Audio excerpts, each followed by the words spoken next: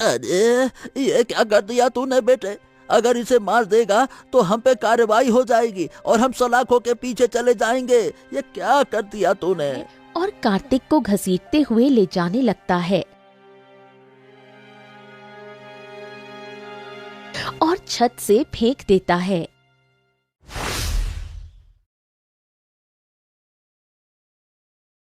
सुबह का समय था। बाजार में भीड़ लगी हुई थी और मुकेश बाजार में मदारी का खेल दिखा रहा था।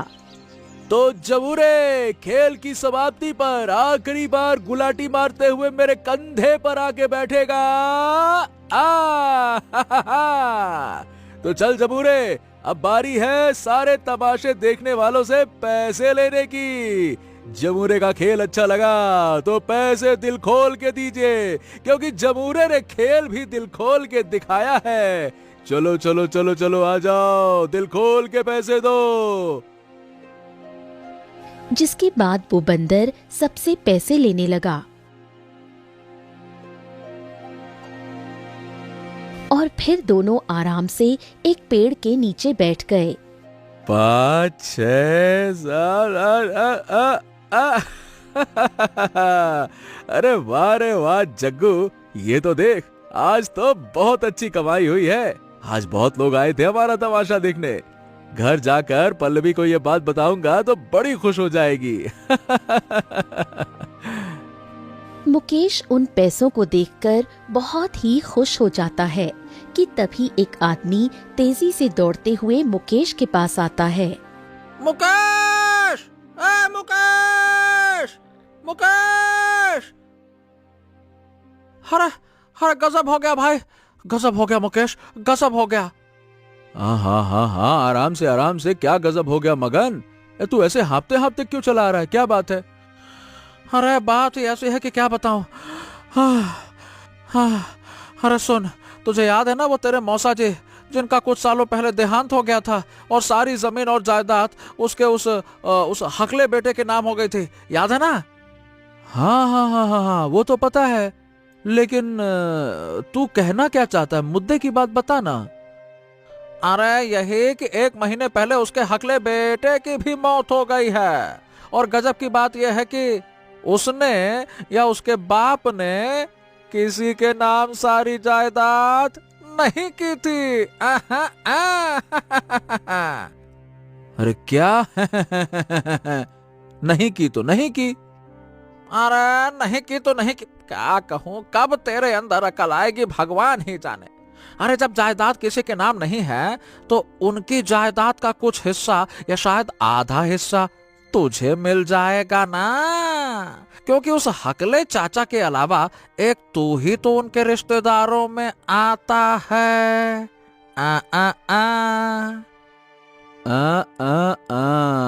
बात तो तू सही कह रहा है मगन, पर नहीं चाहिए। हाँ, नहीं चाहिए। मुझे मेहनत की रोटी खाना ज्यादा पसंद है।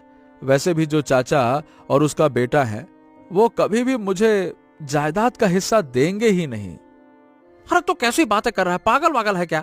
इतने सारे पैसे और जायदाद जिसके लिए लोगों को पता नहीं कितने सालों तक मेहनत करनी पड़ती है, तुझे बैठे बिठाए मिल रहे हैं और तू कहता है कि नहीं, मेहनत मेहनत मेहनत। अरे भगवान जब देता है तो ले ले रे पगले, ऐसे मना नहीं करते हैं। हाँ, मैं मना कर रहा हूँ।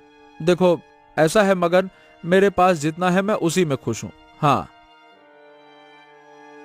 चल मेरे जग्गू, आजा चल। जिसके बाद मुकेश अपने बंदर जग्गू के साथ वहां से चला जाता है।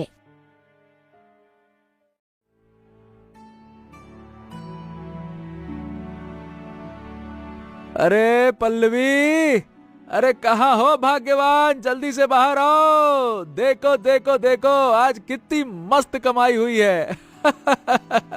आज हम बहुत दिनों बाद खीर खाएंगे।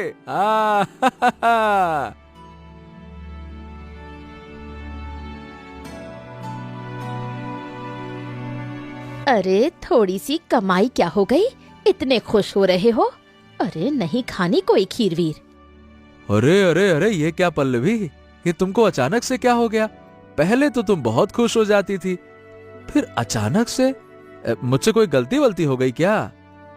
गलती कहूँ या मूर्खता, यही समझ नहीं आ रहा है।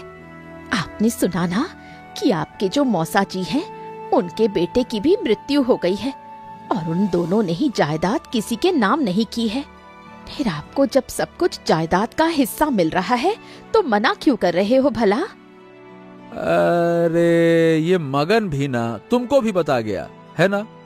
ये मगन का बच्चा, सही में इसको मैं छोड़ूंगा नहीं। हाँ, देखो पल्लवी, बात को समझने की कोशिश करो। एक तो मौसा जी का अपना भाई है जो उनके साथ हमेशा ही रहा है, तो भला जायदाद मुझे कैसे मिल सकती है? उसके लिए मुझे पता नहीं कितने पापड़ बेलने पड़ेंगे, क्या करना पड़ेगा, कहां सर फोड़ना पड़ेगा, क्या पता। पर जब तक आप कोशिश नहीं करोगे तब तक कैसे काम चलेगा भला? आपको शौक होगा ऐसे गरीबों की तरह रहने का, लेकिन मुझे नहीं है। अब तो खीर तभी बनेगी जब आप जायदाद का हिस्सा लेने जाओगे। अरे भाई, तुमको खीर नहीं बनानी है ना तो नहीं बनाओ, मत बनाओ। खाना भी मत बनाओ। मैं तो ये कहता हूं कुछ ना बनाओ, बैठी रहो। मैं बाहर ही जाकर खा लूंगा, लेकिन इन सब झमेलों में मैं कभी नहीं पड़ने वाला। हाँ नहीं तो चल रे जमूरे, आजा। ऐसा कहकर मुकेश वहाँ से जाने लगा। हाँ हाँ, आपको तो इन सब झमेलों से दूर ही रहना है। आपको तो सिर्फ अपनी ही पड़ी है ना। मैं और मेरी खुशियाँ तो आपके लिए कुछ है ही नहीं। हाँ, देख रहा है जग्गू, आज उस चीज के लिए झगड़े हो रहे हैं जो कभी हमारी थी ही नहीं। सच में पैसा लोगों को अंधा कर देता है। अब पल्लवी पता नहीं कितने दिनों तक मुझसे ऐसे ही रूठी रहेगी। क्या करूं क्या ना करूं समझ ही नहीं आता। जायदाद ले लो। अरे अब तू भी मत शुरू हो जा। हैं? ये क्या? यहां तो कोई नहीं है। फिर ये किसने बोला? जग्गू ने? नहीं नहीं नहीं नहीं नहीं, ये तो बंदर है। भला ये कैसे कुछ बोल सकता है? हे भगवान, ये क्या हो रहा है? लगता है मुझे भ्रम हो गया है। हाँ, मैं बोल सकता हूँ मुकेश भैया, मैं बोल सकता हूँ। हाँ। मुकेश बंदर की आवाज सुनकर हैरान हो जाता है। वो थोड़ी देर के लिए कुछ समझ नहीं पाता कि एक बंदर कैसे कुछ बोल रहा है, और वो डर जाता है। हे भगवान, हे भगवान, ये कहाँ बंदर है? ये तो बोल रहा है, पर ये कैसे हो सकता है? कहीं मैं सपना तो नहीं देख रहा? अरे अरे भैया शांत हो जाइए, शांत हो जाइए। ये मैं हूँ, कार्तिक हूँ मैं। कार्तिक? नहीं नहीं नहीं नहीं, ये नहीं हो सकता। अरे वो तो 1 महीने पहले ही मर गया था। ये कैसे हो सकता है? मगर ने तो मुझे यही बताया कि वो 1 महीने पहले, और ऊपर से वो इंसान था, कोई बंदर नहीं था। मैं सच कह रहा हूँ भैया, मेरा विश्वास कीजिए।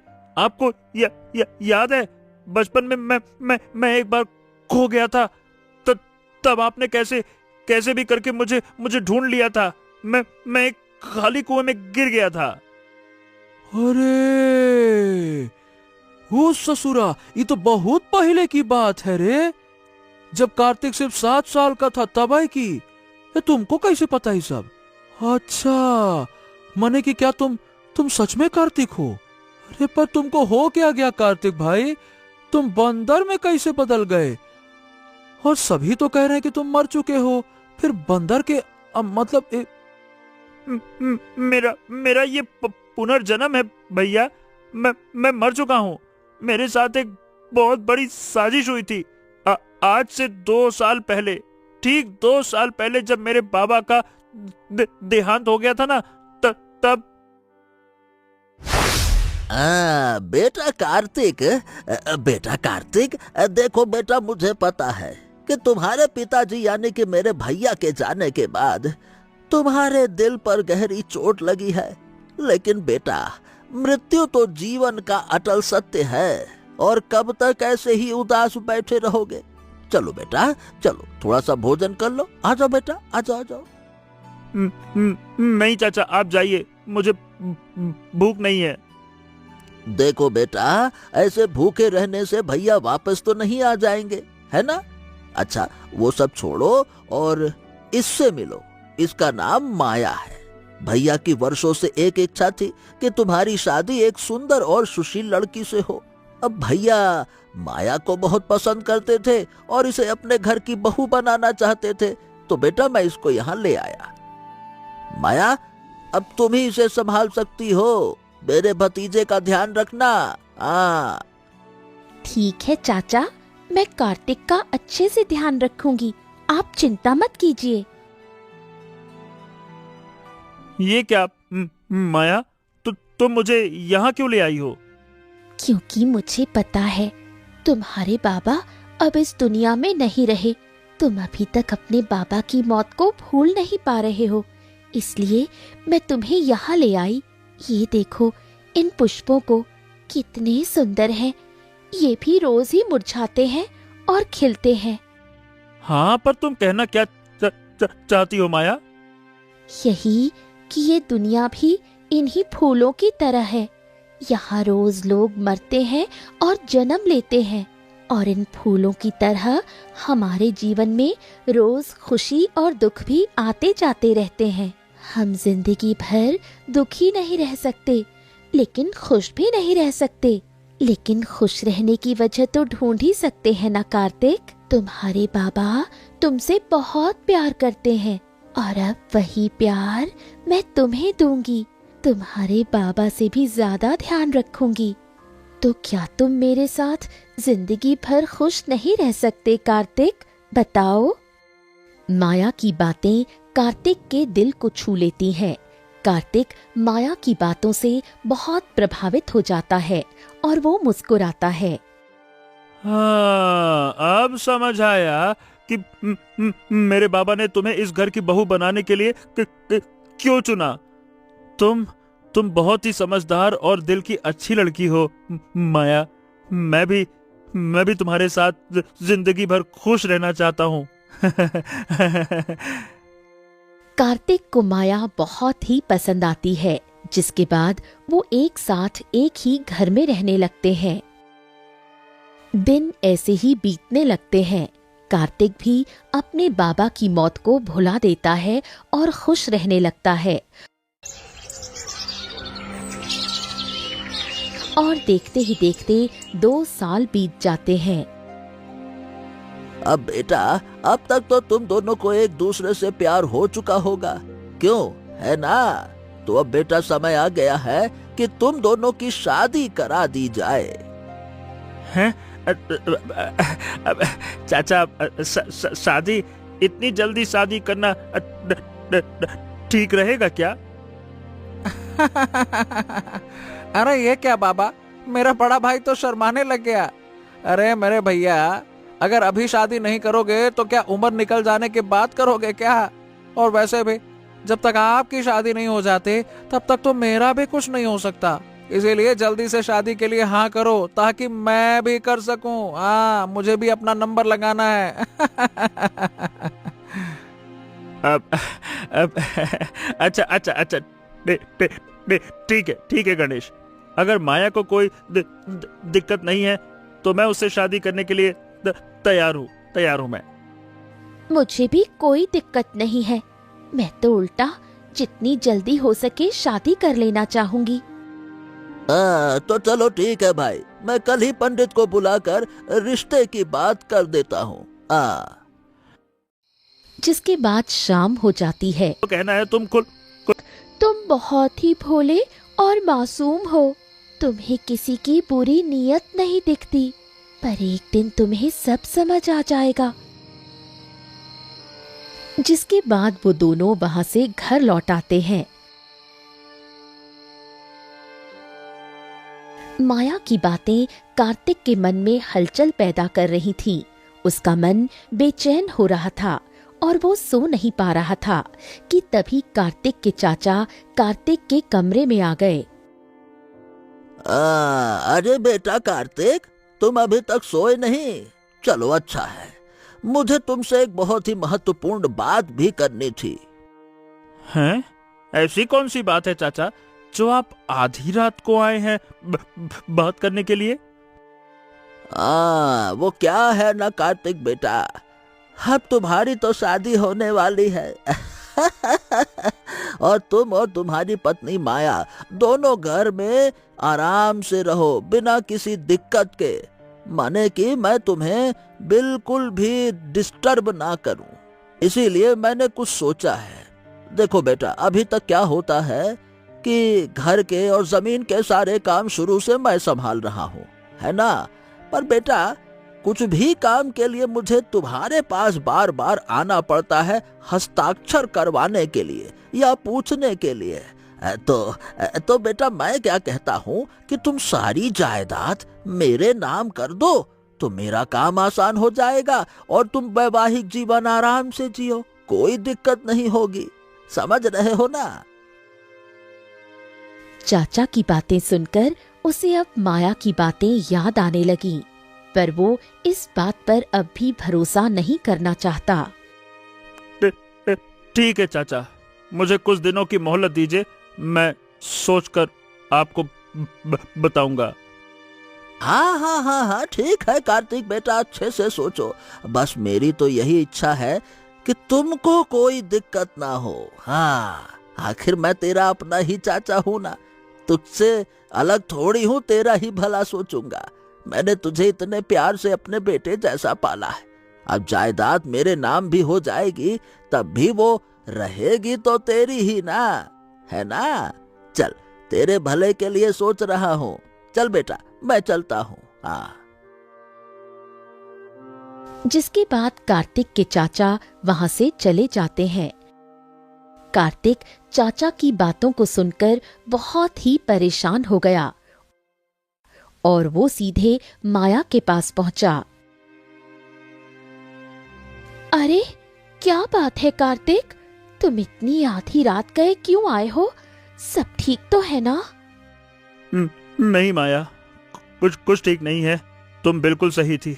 अब मुझे भी लग रहा है कि मेरे चाचा मुझसे नहीं, मेरी जायदाद से प्यार करते हैं। अभी वो आए थे जायदाद अपने नाम करवाने। तो जिसका डर था वही हुआ। अब देखना कार्तिक, कैसे तुम्हारे चाचा तुम्हें बहला फुसलाकर तुम्हारी सारी जायदाद अपने नाम करा लेंगे। मुझे तो बस एक बात का डर है, कहीं वो जायदाद अपने नाम होने के बाद तुम्हें घर से बाहर न कर दे या तुमसे नौकरों जैसा सुलूक न करने लग जाए। क्या कहा? तो अब मैं क्या करूं माया? देखो, मेरे पास एक सुझाव तो है। क्यों ना तुम अपनी सारी जायदाद मेरे नाम कर दो। तुम्हारे चाचा बहुत चालाक है, वो कुछ भी करके तुमसे तुम्हारी सारी जायदाद छीन लेंगे। लेकिन अगर जायदाद मेरे नाम होगी तो वो कुछ नहीं कर पाएंगे। आखिर अब हम पति पत्नी बनने वाले हैं। जायदाद मेरे नाम हो या तुम्हारे नाम, क्या फर्क पड़ता है? हाँ माया, तुम बिल्कुल सही कह रही हो। मैं कल ही जमींदार से बात करके जमीन तुम्हारे नाम करवा दूंगा। ठीक है। कार्तिक माया की बात को मान गया। उसे सुझाव बहुत पसंद आया और वो वहां से जाने लगा।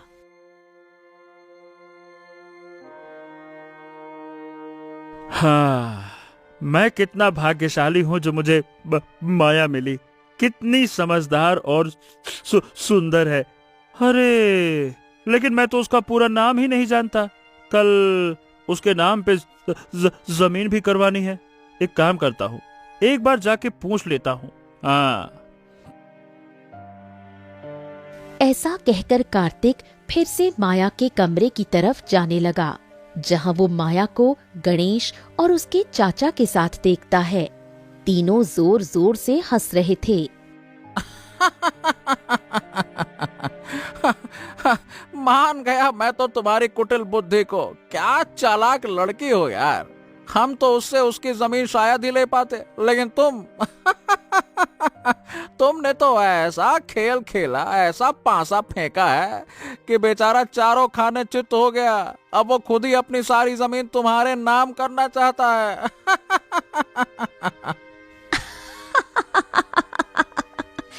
सही कहा गणेश। अरे ये हकले लोग होते ही ऐसे हैं, एकदम मंदबुद्धि।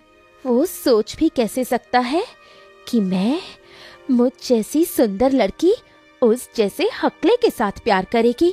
मैं तो शुरू से ही तुम्हारी हूँ गणेश, और तुम्हारी ही रहूंगी।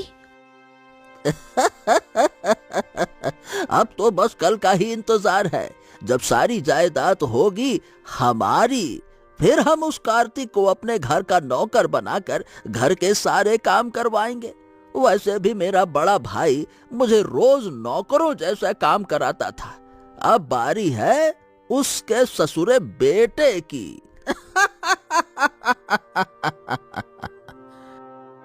वो तीनों जोर जोर से हंस रहे थे और खुलकर सारी बातें कर रहे थे, ये बिना जाने कि उनकी सारी बातें कार्तिक भी सुन रहा था।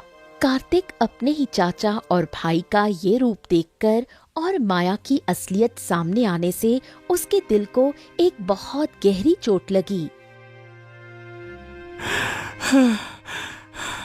वाह माया, वाह, अच्छा हुआ कि मैं यहाँ आया तुम्हारा पूरा नाम पूछने के लिए। नहीं तो मुझे कभी पता ही नहीं चलता कि तुम तीनों की असलियत क्या है। मुझे कभी पता नहीं चलती। अरे ये क्या माया, अब ये हकला कहाँ से आ गया? पता नहीं गणेश, पर लगता है इसने हमारी पूरी बात सुन ली है। हमारी पूरी योजना बेकार चली गई। 2 साल मैंने इस हकले को झेला और इसके साथ प्यार का नाटक किया, और अब सब खत्म। नहीं नहीं नहीं नहीं माया, इतनी आसानी से तो हमारी इतने सालों की मेहनत बेकार हो ही नहीं सकती। अब अगर ये खुद से जमीन और जायदाद हमारे नाम नहीं कर सकता तो इसे मरना होगा।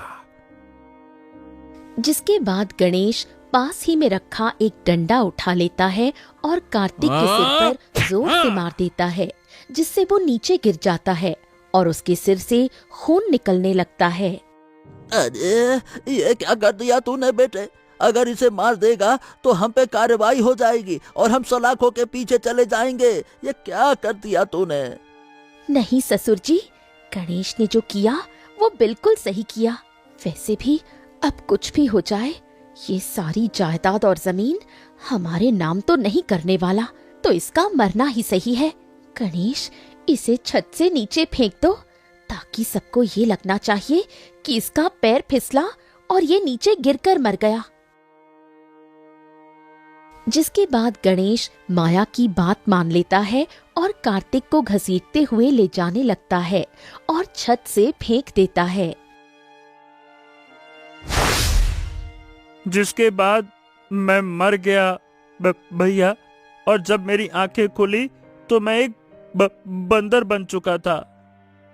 ओ, तो इसका मतलब तुम्हारा पुनर्जन्म हुआ है कार्तिक, वो भी एक बंदर के शरीर में।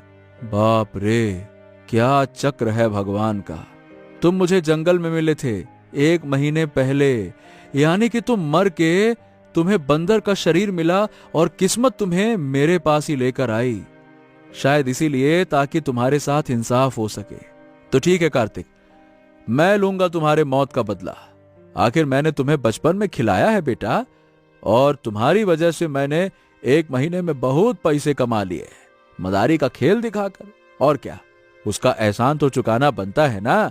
हाँ, चल मेरे मदारी, चल आजा आजा आजा आजा। जिसके बाद मुकेश कार्तिक के साथ अपने घर चला जाता है। पल्लवी, अरे भाई पल्लवी, अरे भाई कब तक रूठी रहोगी? इधर भी आ जाओ, आ जाओ, कहाँ हो? मुझे नहीं देखनी आपकी शक्ल, आप चले जाइए। आपको तो बाहर खाना खाना था ना, तो फिर घर क्यों आए? दिन भर बाहर ही रहिए। अरे क्या तुम भी पल्लवी, अब जिंदगी भर गुस्सा ही रहोगी क्या?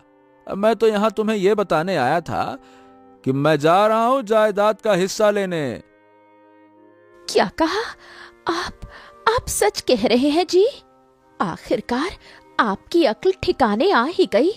चलिए, मैं भी चलती हूँ आपके साथ। नहीं नहीं नहीं, तुम नहीं चल सकती मेरे साथ।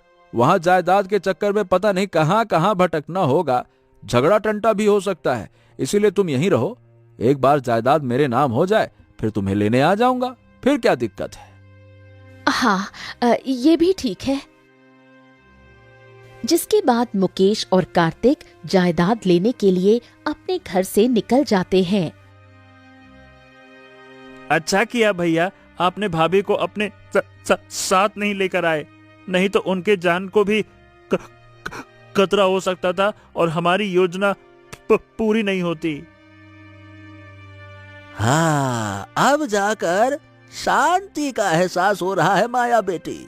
उस हकले की हकलाती आवाज से भी छुटकारा मिल गया और अब से सारी जमीन भी हमारी हो गई। अब बस तुम दोनों की शादी करवाना बाकी है। हाँ बाबा, मैं आज ही पंडित जी को बुला के ले आता हूँ। तभी मुकेश गांव के जमींदार के साथ वहां आ जाता है। अरे रुको रुको गणेश बेटा, शादी करने की इतनी भी जल्दी क्या है? पहले सारी जायदाद और जमीनें तो मेरे हवाले करते जाओ। लेकिन तू है कौन और हम तुझे अपनी जमीन और जायदाद क्यों दे भला? तुम मुझे नहीं जानती, पर तुम्हारे ससुर जी और ये गणेश, ये मुझे बहुत अच्छे से जानते हैं। हाँ हाँ हाँ, बहुत अच्छे से जानता हूँ। ये हमेशा से ही यहाँ बड़े पापा से भीख मांगने आता रहता था। वो इसके मौसा जी जो थे, जब भी पैसे चाहिए होते थे ये मुंह उठा के चला आता था।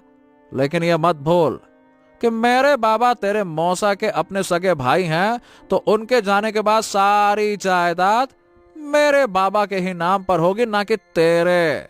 समझ गया ना? इसीलिए यहाँ हाथ फैलाने से कुछ नहीं होगा। चल अपने घर जा। हाँ बिल्कुल, मैं घर चला जाता, लेकिन अगर कार्तिक ने खुद ही सारी जमीन और जायदाद मेरे नाम की होगी तो? ये क्या बकवास कर रहे हो? भला कार्तिक सारी जायदाद तुम्हारे नाम क्यों करेगा? क्योंकि कार्तिक मुझसे बहुत प्यार जो करता था, इसीलिए। जमींदार जी, जरा वो कागज तो दिखाइए। ये देखो गणेश, तुम्हारे भाई कार्तिक ने सच में अपनी सारी जमीन जायदाद मरने से पहले मुकेश के नाम कर दी थी। ये देखो, ये दस्तखत है उसके, हस्ताक्षर। जमींदार के ऐसा कहते ही गणेश जमींदार से कागज ले लेता है और उसे पढ़कर गणेश हैरान हो जाता है। हाँ, अरे अरे भला ये कैसे हो सकता है? अरे भला ये कैसे हो सकता है? कार्तिक तो सारी जायदाद माया के नाम करने वाला था, लेकिन वो माया के नाम कर पाता उससे पहले ही वो तो मर गया। तो मुकेश के नाम कैसे कर सकता है, बताइए भला? नहीं नहीं जमींदार जी, जरूर ये हस्ताक्षर नकली है, जाली हस्ताक्षर है। ये इसकी कोई चाल है, चाल, क्योंकि कार्तिक इसके नाम सारी जायदाद कभी कर ही नहीं सकता। हाँ देखो गणेश, अब ये सब कुछ कहने का कोई फायदा नहीं है। हस्ताक्षर तो कार्तिक के ही है, मैंने जांच कर ली है। अब मानो या ना मानो, सारी जमीन और जायदाद अब मुकेश के नाम पर ही है। हाँ तो सुन लिया ना। अरे जल्दी जल्दी देख क्या रहे हो, दफा हो जाओ हमारे घर से। और हाँ, चाहो तो तुम सब लोग एक एक कटोरा ले जा सकते हो, रास्ते में जरूरत पड़ेगी ना भीख मांगने के लिए। अब कोई काम वाम तो रहा नहीं, तो भीख ही मांगना पड़ेगा। ले लो, जाओ अंदर से ले लो, जाओ जाओ। जिसके बाद मुकेश उन तीनों को ही बुरी तरह से बेइज्जत करके घर से निकाल देता है। वो तीनों फिलहाल के लिए तो चले जाते हैं।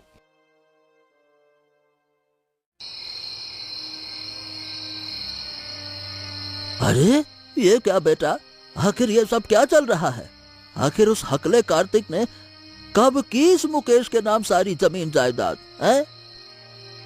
यही बात तो मुझे समझ में नहीं आ रही बाबा, पर अब जो भी हो, हमारे हाथ से जमीन और जायदाद चली गई और अब तो लगता है कि इस मुकेश को भी निपटाना होगा रास्ते से। सही कहा गणेश, आज ही उस मुकेश को जान से मारना होगा। अच्छा, तो तुम सब फिर से किसी और की जान लेने की सोच रहे हो? ये क्या? ये आवाज तो किसी और की है, लेकिन बोलने का तरीका तो कार्तिक के जैसा है, मगर यहाँ तो कोई नहीं है, सिर्फ ये बंदर ही है। तो मैं ही तो बोल रहा हूँ चाचा, मुझे पहचाना नहीं क्या? मैं हूँ कार्तिक। बंदर के मुंह से आवाज सुनकर तीनों हक्के बक्के रह जाते हैं और अपनी आंखों पर विश्वास ही नहीं कर पाते। तभी कार्तिक अपने साथ एक चाकू लाया होता है और जाकर गणेश के पेट में भोंक देता है। गणेश, गणेश, ये क्या हो गया तुम्हें? अपनी आंखें खोलो गणेश, ये तुमने क्या कर दिया? मैंने तो वही किया माया जो इसने मेरे साथ किया था, जान के बदले जान। तुमने गणेश को? तुम्हें इसकी सजा जरूर मिलेगी, मैं सबको बता दूंगी। अच्छा, और कौन करेगा तुम पे भरोसा कि किसी बंदर ने तुम्हारे आशिक को मार दिया? हैं? ये क्या हो गया गणेश? ये सब मेरी ही गलती थी, मेरी ही चालबाजी के कारण ये सब हुआ। मुझे माफ कर दो। उठो गणेश, उठो। उस रात माया रोती रहती है और उसे अपनी गलतियों का एहसास होता है, लेकिन अब तक बहुत देर हो चुकी होती है। कार्तिक अपना बदला ले चुका होता है। और वहीं दूसरी तरफ एक मदारी मुकेश, जो कल तक गरीब था, आज उसके पास जमीन और जायदाद आ जाते हैं और वो अपनी पत्नी पल्लवी को उस घर में ले आता है, जिसके बाद सब ठीक हो जाता है और वो तीनों, मुकेश, पल्लवी और कार्तिक, साथ साथ खुशी खुशी रहने लगते हैं।